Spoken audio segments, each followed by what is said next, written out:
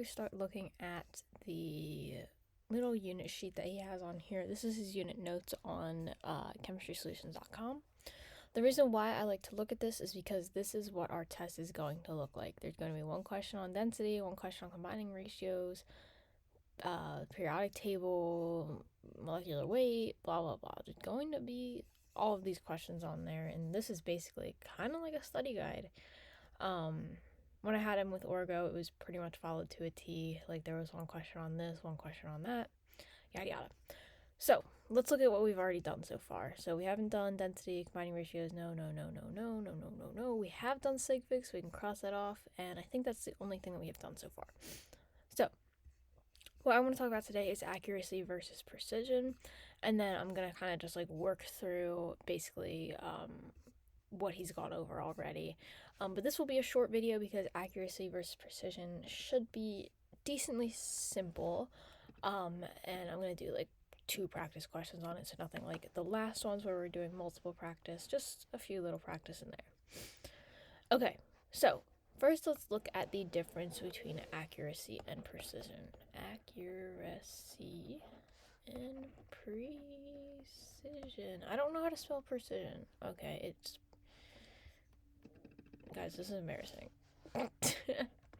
Precision. Okay, I know it's spelled wrong, but you know what I mean, right? Like, we're talking about accuracy and precision. Doesn't matter if I spell it right, you know what I mean.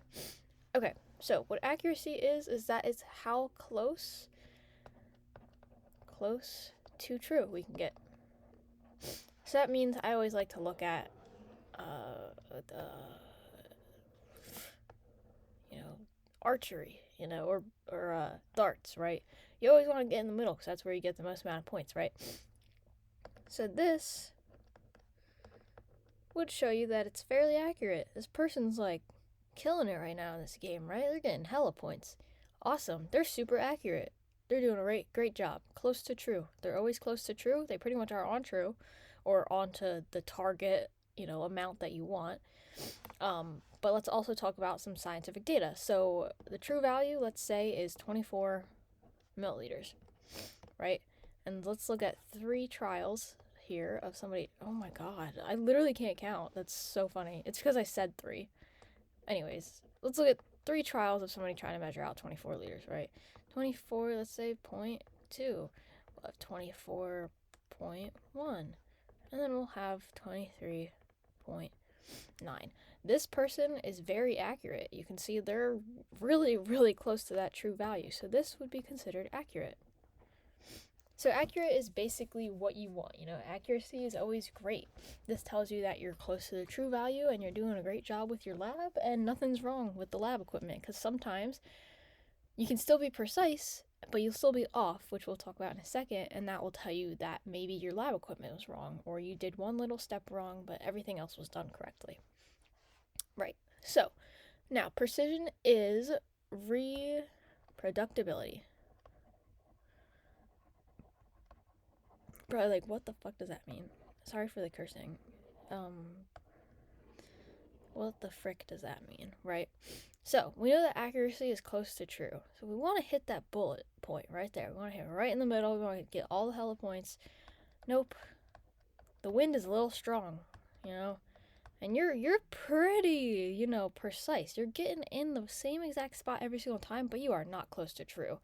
So you're able to reproduce that same value multiple different times. So you keep shooting it. You're like frustrated at this point. You're like, oh my god, why can I not hit the middle? I'm aiming towards the middle, but every single arrow is just going right here. This is precise. You are not close to true, but you are getting very similar values, right? So let's look at it in the same thing, right? So let's look at where the true is 24 milliliters, and let's say the lab group next to you, something's getting messed up, and they're getting 20.1. They're gonna get, maybe we'll look at 19.9. Then, maybe they're on the dot at one point. They're at 20 even, but the true value is 24 milliliters. But they're not close to that. They're a whole 4 milliliters off. That makes a big difference when we're talking about chemical reactions. So this is precise. You can see over here that this is accurate and precise because they are getting very similar values, but we're more likely to call this accurate just because that's like better than precise. So we could say it's accurate and precise.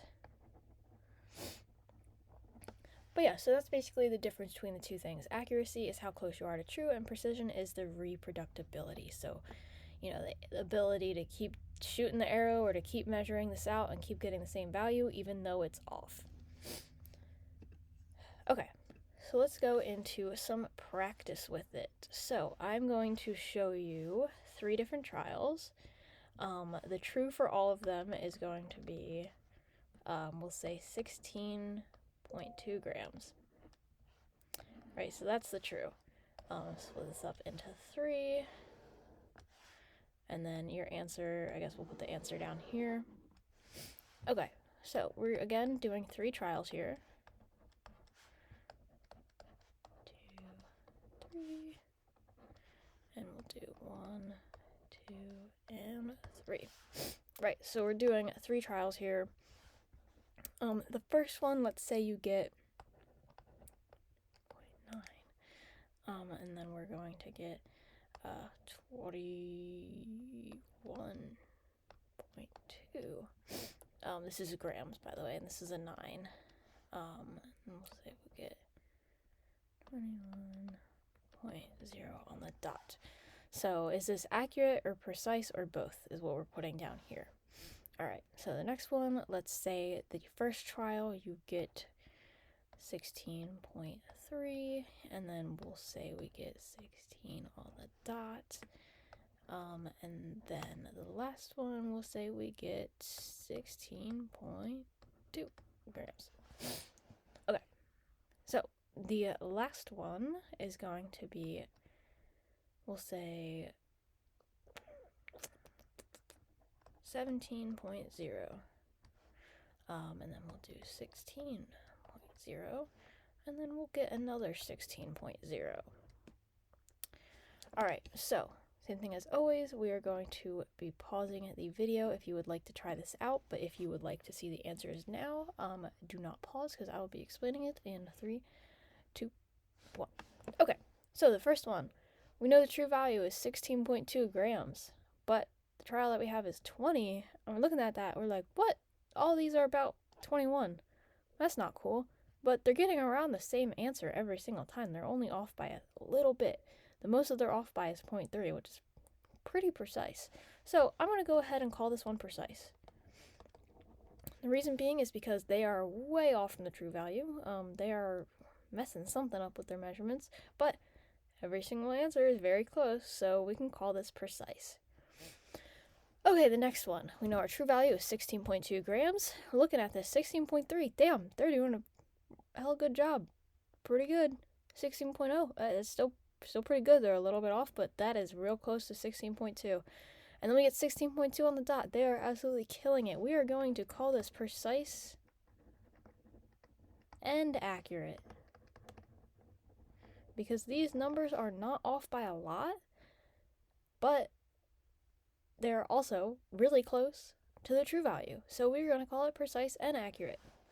All right, the last one. So we're looking at this and we go 17. That's pretty off from 16.2. You're off by 0.8. All right, and we'll take a look at it, right? 16, that's pretty close, and that's pretty close. So what I'm going to actually do is I'm going to take the mean of all of these numbers, because what that will tell us is if we are accurate, we will get the number of, we'll get around the number of the true value, right? So I just did that, and I got 16.3 repeating. And that's pretty close to 16.2, much closer than all of these numbers. So I am just going to call this one as accurate. I'm not going to call it precise because they were off by 1 gram with each measurement. But they were really close to the true value once you take the mean of it and everything. So first one, precise. Second one, precise and accurate. And the last one, I am just calling accurate. So that is the end of the video. Thank you for watching.